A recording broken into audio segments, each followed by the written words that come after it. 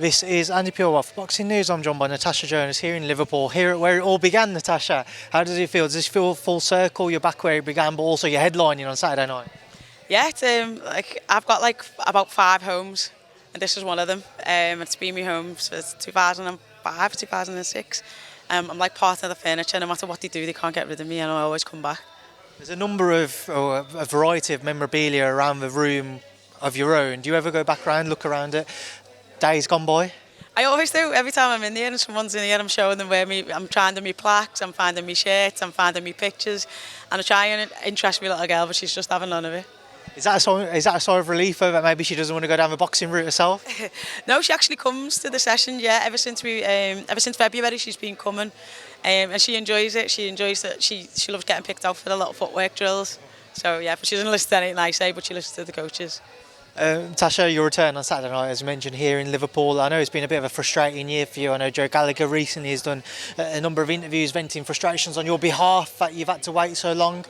How have you felt about this year? How would you sum up your 2024? I think it's just frustrating. Every time I feel like I've got a momentum or should be having momentum, it just doesn't go anywhere, and I end up waiting a long time out the ring. I think the Candy Wyatt was 7 months. Now it's almost 10, 11. It's just far too long, especially for someone at my stage of their career. How much does that play a part in your own thinking? Because it's been mentioned a few times, this is the final chapters of your career.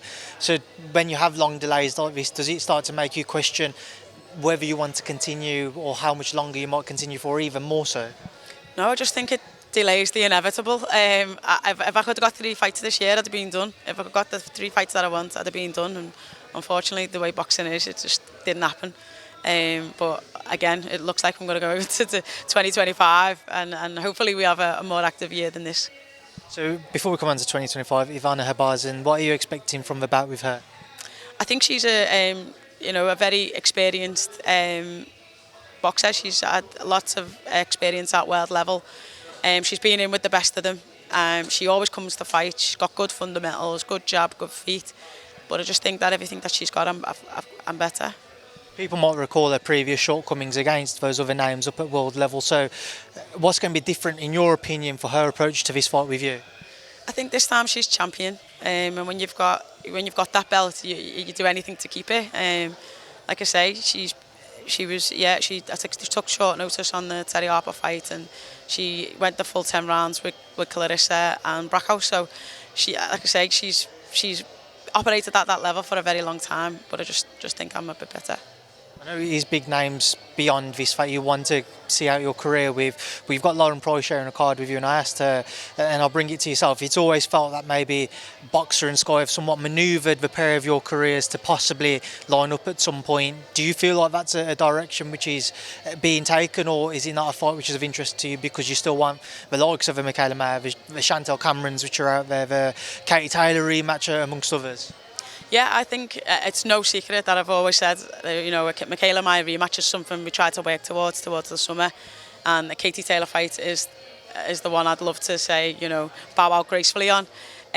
Boxer and Ben had other ideas, and now it's contracted to fight Lauren.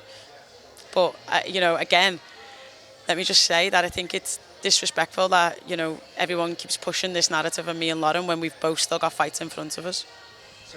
On that note then, and from what you've said, so Boxer have said that provided you both come through on Saturday, they have signed you up to fight each other next? Well, I don't know about hers, but I'm definitely signed up to fight her. Is that, again, the level of frustration on your behalf?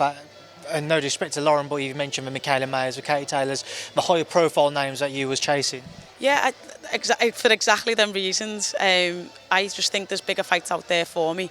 But obviously they don't agree. I think Michaela Mayer brings the American audience, has got a big profile over there, and obviously she's a world champion. Our last fight was close.